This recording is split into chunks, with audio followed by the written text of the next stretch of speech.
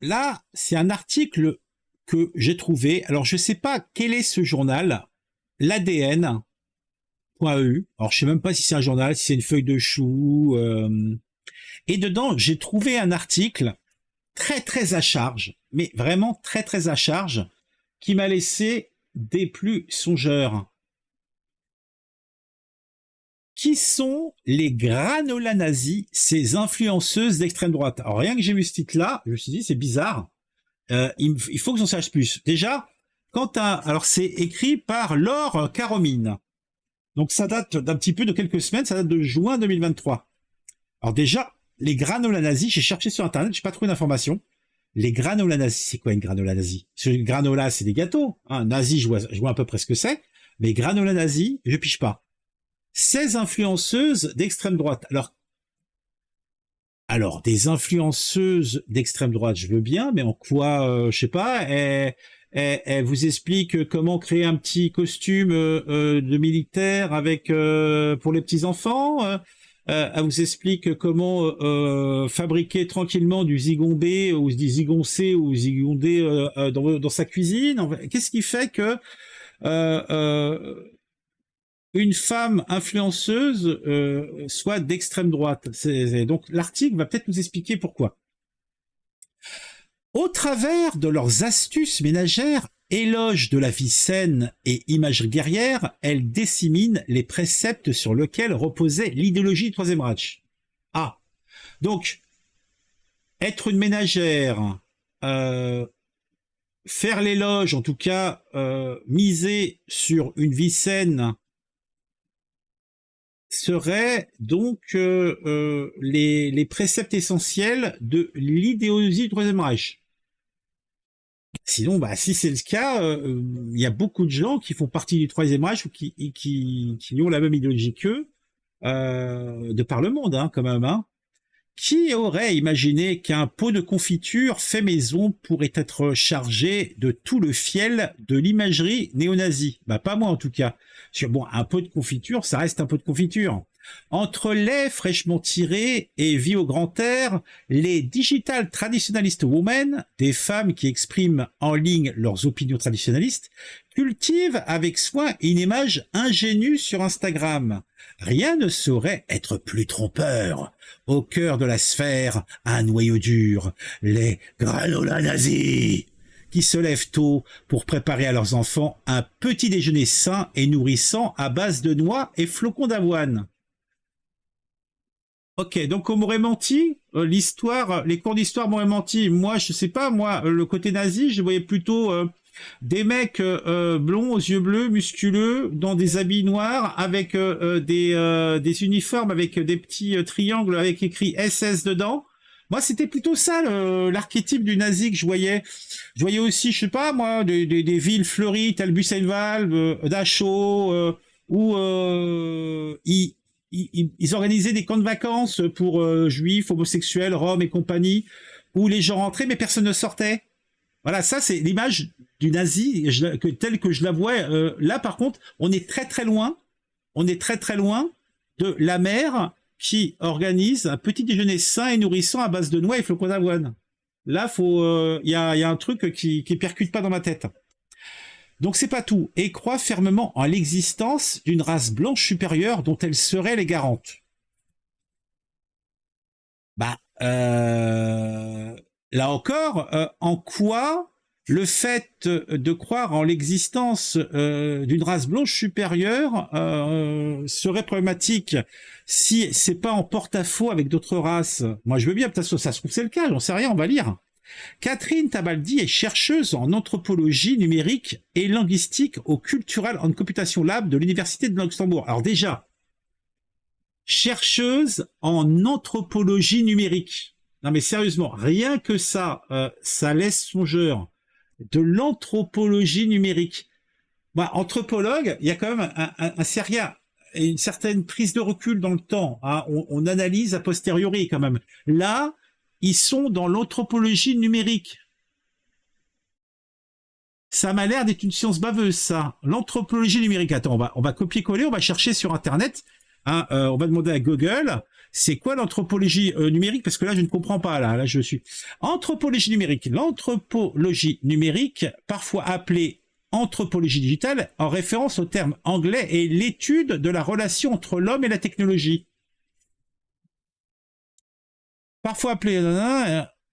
Donc ça m'a l'air assez vaseux. Hein, on va comme rentrer dedans, on va regarder. Un terrain de recherche sur l'humain, ethnographie numérique du virtuel. Un regard sur les orientations technologiques, techno-anthropologie. Bon, on va pas aller plus loin, mais sérieusement, ça sent le bullshit à plein nez. Moi, je dis ça, je dis rien. Hein, mais c'est quand même assez problématique. Bon, je vais me boire un petit coup de frais, là. On se retrouve dans une petite seconde, et on va continuer à lire cet article.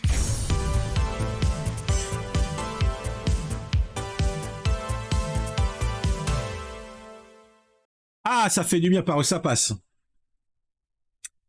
Bon, en tout cas, dans le cadre du GENET, la branche des recherches universitaires du GICF, Forum mondial de l'Internet contre les terrorismes. Ah ouais, quand même. Donc en fait, là, on nous parle de femmes qui font a priori des Insta, hein, des petites vidéos, où elles font des petits déjeuners pour leurs enfants, où elles sont dans la campagne, elles utilisent des trucs, c'est assez écologique, assez écologiste, je pense, hein, la vie à la nature, sans doute un petit peu de décroissance. Peut-être que même elle fait ça, elle tire ça, elle a ses moutons, elle tire sa laine elle-même, un petit côté à la Heidi, hein. Oh Heidi, petite fille de nos campagnes, oh Heidi, petite fille de nos montagnes. Voilà, dans ce genre-là, voilà. Bon, c'est peut-être le côté, c'est ça, ça doit être ça, le côté un petit peu nazi, hein. C'est peut-être des blondes aux yeux bleus. Bon, en tout cas, on va continuer à lire. Dans le cas de l'IGNET, la branche de recherche universitaire du GIFT, Forum mondial de l'Internet contre le terrorisme, elle publie l'essai Granola Nazi, Digital Traditionalism, The Folkish Movement and the Normalization on the Far Right. Granola Nazi, traditionnaliste numérique, mouvement folklorique et normalisation de l'extrême droite. Ils cherchent, franchement, là... Bon, on laisse la chance au produit, ça se trouve, j'ai pas compris. Dans lequel est présentée cette frange particulière des influenceurs suprémacistes. Donc ce sont des suprémacistes, d'accord? Moi, les seuls suprémacistes, à la limite, les suprémacistes, je sais pas, peut-être, comment il s'appelle, l'italien des followers, Conversano? C'est un suprémaciste? Non? Non, c'est un racialiste. C'est quoi la différence? Je sais pas trop. En ligne, les granola nazis ont su peaufiner une esthétique qui sent bon le champ de blé et les gâteaux tout juste sortis du four. Ah, ça fait envie. Très connectées et maîtrisant parfaitement les codes des réseaux, elles encensent un mode de vie pastoral et pré-internet qui associe la modernité au déclin. Comme explique Catherine Tabaldi, elles cultivent les champs de betteraves tandis que les plis de leurs robes et de leurs tabliers de mousseline tombent sur leurs pieds nus. Elles préparent des conserves de légumes marinés entourés d'enfants blonds qui rient. En hiver, la famille dessine des motifs runiques complexes sur des biscuits ou tresse des branches de conifères et de houes pour célébrer la fête de Yule. Yule est un mot anglais qui viendra du vieux narrois Jol et est utilisé en région germanique et nordique pour désigner le solstice d'hiver. Ouais, oui, bah les vieilles coutumes, les vieux machins, quoi, pré-chrétiennes, bah c'est leur choix. Peut-être qu'ils écrivent pas en caractère romain, ils utilisent peut-être des runes aussi. À la limite, mais je vois pas en quoi tout cela et puis il se trouve que ils sont dans le nord de l'Europe et que leurs gamins sont blonds, ils sont blancs eux-mêmes et leurs enfants peut-être les yeux bleus, peut-être un petit côté, c'est peut-être un petit côté arien. Ah, ils sont un petit peu trop ariens. Ah. Mais bon, a priori, les meufs, elles sont chez elles, tranquillou, elles élèvent des betteraves et elles cultivent leurs enfants. Hein, ou le contraire, hein, je sais plus trop. Bon, jusqu'à là, franchement, je vois pas où ils veulent en venir. Hein. Les textes et vidéos célèbrent la santé et le bien-être. Là, pour l'instant, là encore, je comprends pas. Et vont au-delà pour s'étendre jusqu'à ce qu'ils appellent la revivification de la vitalité folklorique. Il s'agit ici de célébrer la tradition nord-européenne des hommes et des femmes héroïques vivant à la maison avec une grande famille blanche. Bah, Ils vont pas importer des Sénégalais et des gens venant du Tonkin simplement pour faire beau, ils habitent dans le nord de l'Europe, ils se marient avec des gens de leur coin, ils ont des enfants qui ressemblent à leurs parents. Jusque-là, je comprends pas trop. C'est quoi le problème? En fait, c'est peut-être le fait qu'ils soient blancs. Alors, donc simplement le fait que ça soit des gens en bonne santé qui ont une vision peut-être un petit peu arriériste, peut-être un petit peu comment dirais-nous, un petit peu pas arriérés, mais plus proche de la terre, c'est ça qui les troublerait. Normalement, c'est pas les blancs qui sont censés être comme ça. Les blancs sont censés être dans des grandes tours, en pleine ville, etc. C'est peut-être ça. L'herboristerie et la santé naturelle. Ils aiment bien ce... Bon, ça sent un petit peu le Wicca, hein, comme disait je sais plus qui, le Wicca l'autre jour, le paganisme et la mythologie occulte, et la croyance en la croyance en une spiritualité raciale blanche. Mais là encore, je vois pas très bien où est le problème. C'est quoi le problème? Ils sont blancs. C'est normal qu'ils aient des croyances et une spiritualité raciale blanche. Là, c'est vrai que je comprends pas, en fait, où ils veulent en venir. A priori, ils sont un petit peu arriérés de la tête, donc ils vont se raccrocher au culte genre Thor et compagnie, là, les trucs nordiques. Ils font dans les runes, ils bouffent des noisettes, ils élèvent des betteraves franchement, là, je vois pas. Je vois pas des huiles essentielles au génocide blanc en 1 minute. Des huiles essentielles au génocide blanc en 1 minute. Ok. Comme le souligne la chercheuse, la vie vantée par les granolas nazis s'appuie sur des valeurs renvoyant à l'écologie fasciste du Troisième Reich. Alors, les granolas nazis s'appuient sur des valeurs renvoyant à l'écologie fasciste du Troisième Reich et à l'aile verte du parti nazi. Le parti nazi avec une partie, une aile verte. C'était comment s'appelait l'armée officielle allemande, la Wehrmacht, Wehrmacht. Et puis c'est vrai, ils avaient des uniformes verts. Mais c'est bien sûr. Les SS noirs, la Wehrmacht vert, c'était l'aile verte. Voilà, tout est dit. On a tout compris. Qui s'intéresse de près à l'écologie, l'eugénisme et l'ésotérisme racial, à travers de la confection de tartes aux pommes. On se leur lit, attendez là, parce que là, vous voyez, on passe d'un truc à l'autre, je comprends pas là. Alors, qui s'intéresse de près à l'écologie, l'eugénisme et l'ésotérisme racial. Donc, l'eugénisme, dans ce cas présent, c'est faire des gamins et plein de gamins. Donc, en fait, peut-être qu'ils font pas les 1,6 gamins. Dès qu'ils en ont plus de 2, ça y est, ça commence cette problématique. Là, ils sont en train de reconstituer l'armée là pour que les troupes nordiques envahissent le monde, c'est ça?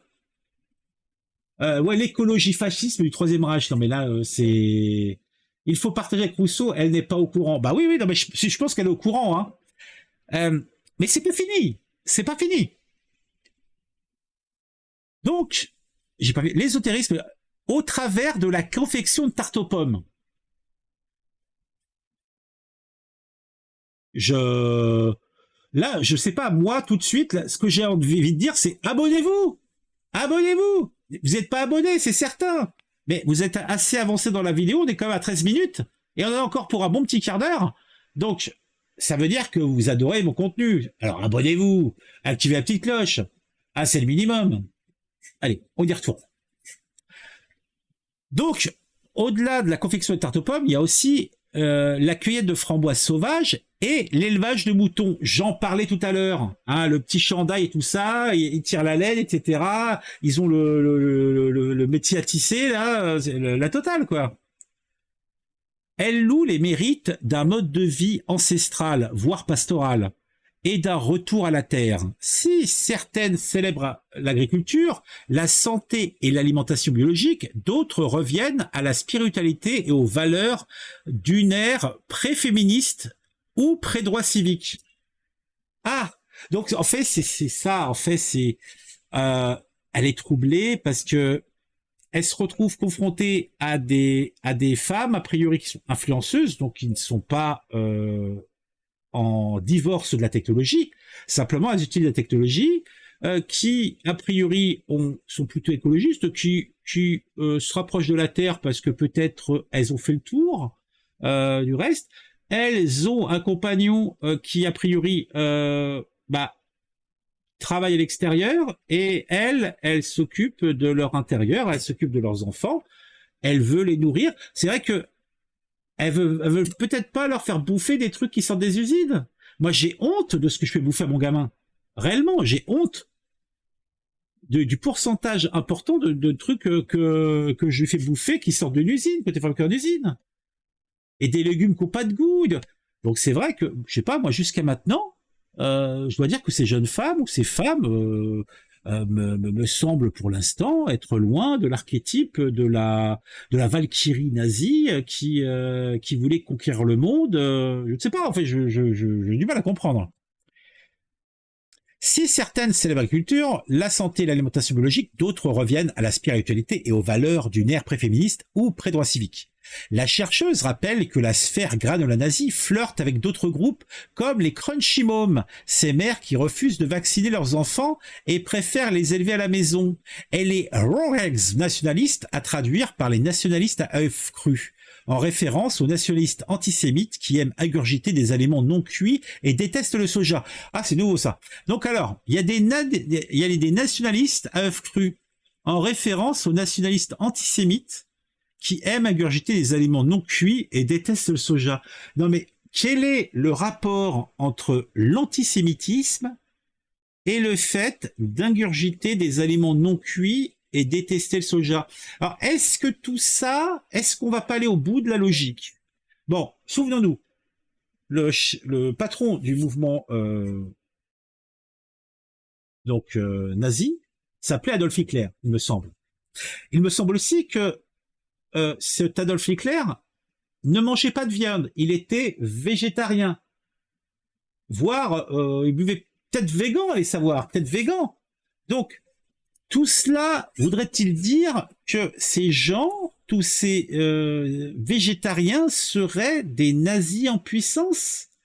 Je n'ose l'imaginer. On nous aurait caché ça. Donc, je vais aller plus loin. Est-ce que Sandrine Rousseau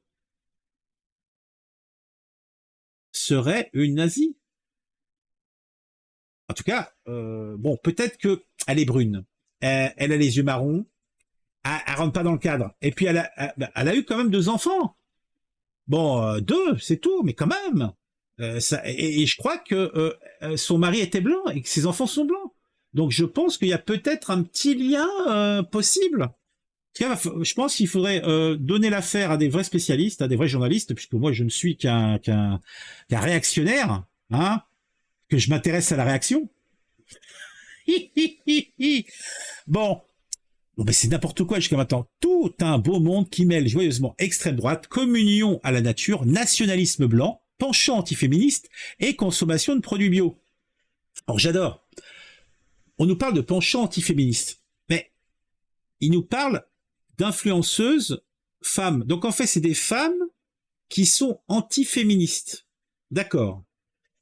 Mais est-ce que c'est pas plutôt la vision féministe de certaines femmes des villes qui rejettent peut-être pas le fait? Je pense pas qu'elles aient un désir de s'auto-battre avec, de se flageller elles-mêmes. Si amènent la maison, elles sont loin d'être des femmes passives et attentistes du bon vouloir de leurs hommes. Ça me paraît comme bizarre. Hein. Rien de plus facile que de les repérer en ligne. Les granola nazis misent sur le bien-être et la fertilité comme porte d'entrée. Après avoir expliqué comment utiliser les huiles essentielles pour soigner Covid et dépression, elles embrayeront plus ou, bon, il manque un mot, plus ou moins rapidement sur des théories du complot comme le génocide blanc et le grand remplacement. Alors,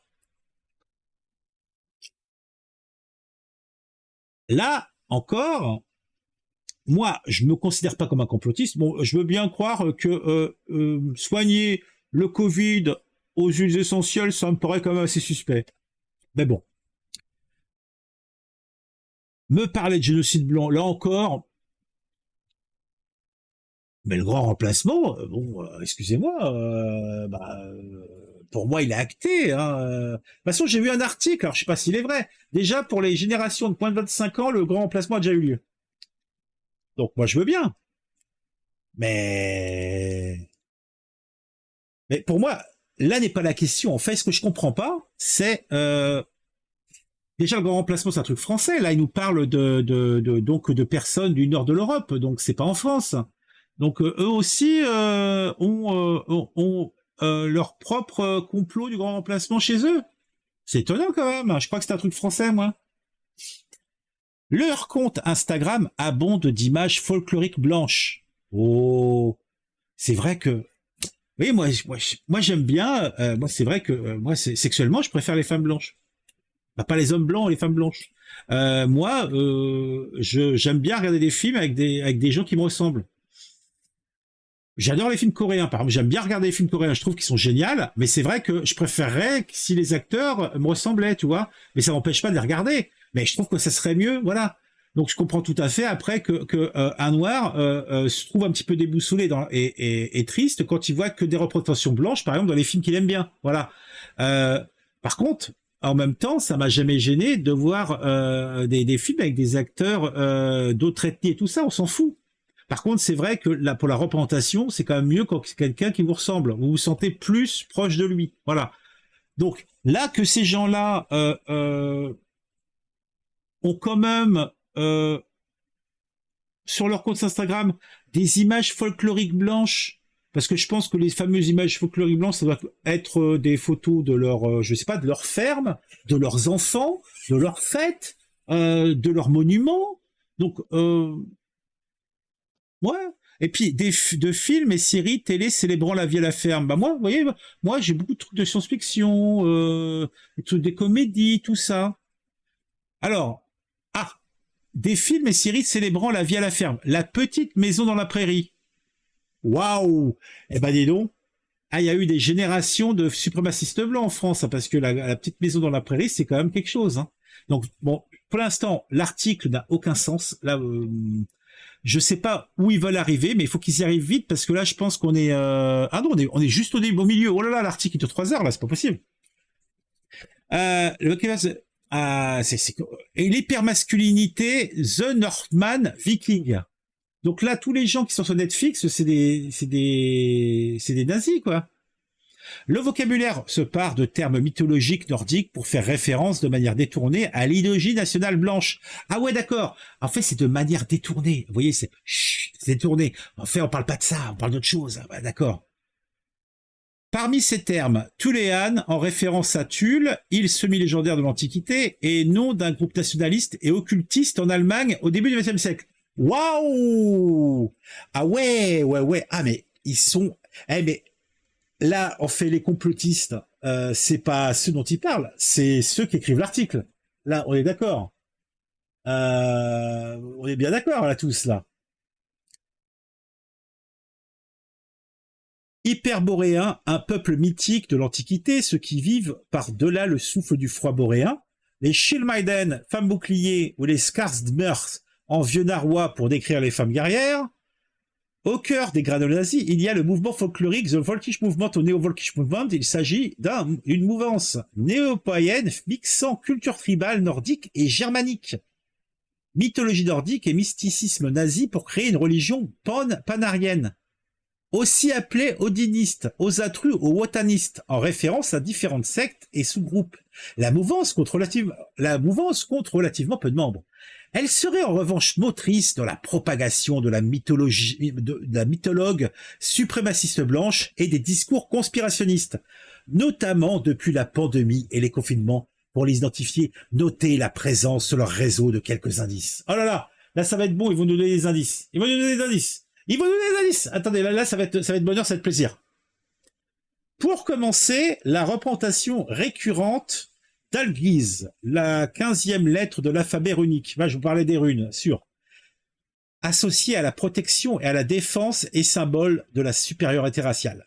Mais aussi une imagerie très hétéroclite, l'utilisation de polices gothiques, des clichés d'arbres feuillus, égorgés de soleil, et de femmes mélancoliques dans la campagne. Waouh! Ah, des femmes mélancoliques dans la campagne, c'est tellement nazi, mon Dieu. Oh là là! La chercheuse précise encore dans son essai, dans leur message sur les réseaux sociaux, les appels à la suprématie blanche sont codés dans un style entre gothique et hippie, empruntant aux représentations culturelles populaires de la tradition européenne, images pré-raphaéliques de dames et seigneurs, guerriers vikings, montrés sur Netflix, référence au Seigneur des Anneaux, fermier blond et jeune fille tout droit sortie des œuvres de la réalisatrice nazie Leni Riefenstahl. Ah non mais, là, sérieux, c'est du complotisme en barre, quoi. L'article, c'est n'importe quoi.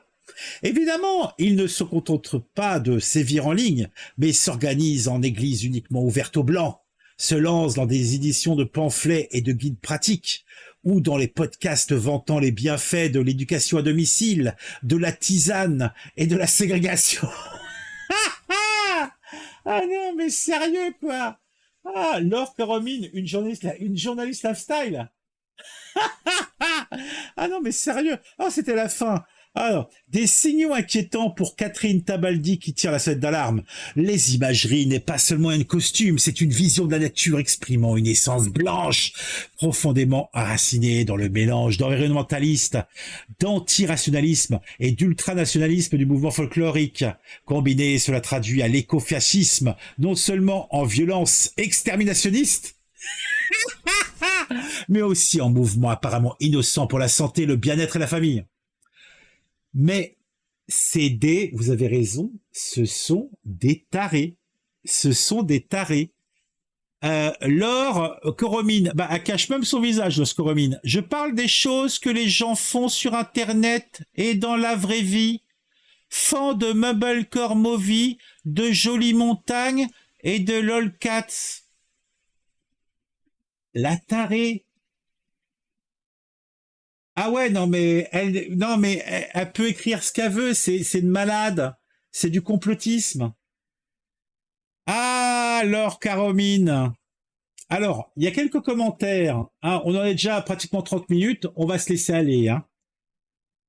Bonjour, je ne suis pas d'extrême droite, ni de gauche, je n'ai jamais voté pour les extrêmes, mais ce mode de vie que vous décrivez est tout de même plus agréable et respectueux d'autrui que celui proposé par tous les soutiens de Naël qui détruisent tout depuis une semaine. Il ne faut pas se tromper de cible non plus, alors oui, attention à l'extrême, mais oui, aux personnes saines également. Smiley, sourire. Alors ça, c'était Eric. Alors on a Hugo. Très tendancieux cet article. Les liens à l'idéologie d'extrême droite sont à chaque fois décrits comme implicites, donc pas réellement de preuves réelles. Il y a probablement des influenceurs qui sont bien de ce bord, mais ce n'est pas parce que d'autres sont pas dans la mouvance inclusive, métissée actuelle, qu'ils le sont aussi. On en vient quand même à vouloir brûler tout un mode de vie en accusant ces adeptes d'avoir la rage car ils correspondent pas à la tendance actuelle. Ce qui est décrit correspond bien à ce que l'on peut trouver dans les pays scandinaves, qui sont pas forcément plus racistes que ça. L'extrémiste est peut-être aussi dans les propos de la sociologue. Ah bah je pense que la sociologue est avant tout tarée, complotiste. Là c'est qu'en plus là réellement, en toute honnêteté, vous lisez ce qu'elle écrit, et ce qui est repris par la journaliste, je suis pas sûr que ce soit une journaliste, mais on va dire une rédactrice. Elle a tous les warnings de du complotisme, parce que elle suggère des choses. Il n'y a aucun élément étayé réellement, hein, parce qu'ils utilisent, ils ont une imagerie folklorique. Bah oui, tu veux qu'ils aient quoi comme imagerie? Tu me diras, c'est un petit peu. Je me souviens, il y a quelques mois. C'était sur Twitter et il y a eu un petit scandale parce que il y avait une photo de deux personnes qui étaient en train de bouffer. Ça devait être une assemblée, donc dans des tables, ça devait être dans je sais pas un salon quelconque où tu avais des grandes tablées avec que des blancs. Ah, ils étaient tous blancs. Ça devait être un truc avec de la bière, de la charcutaille, un truc comme ça. Et ça devait être un truc local dans la Cambrousse. Et il y avait des gens qui veulent dire ouais une réunion raciste et tout ça.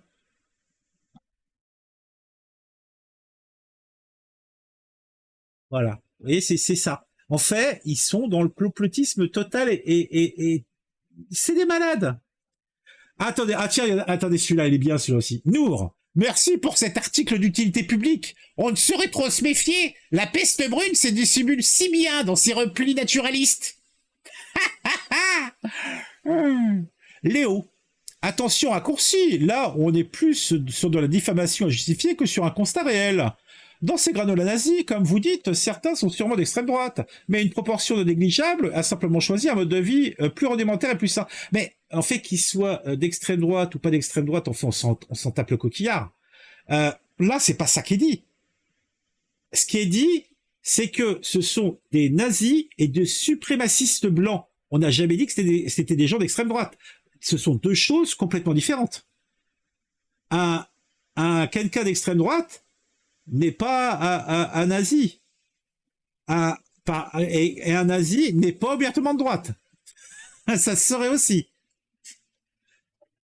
Alors Marc, il est à la mode actuelle de la part de certains de voir des fascistes et des nazis partout. Le fascisme et le nazisme avaient des codes particuliers.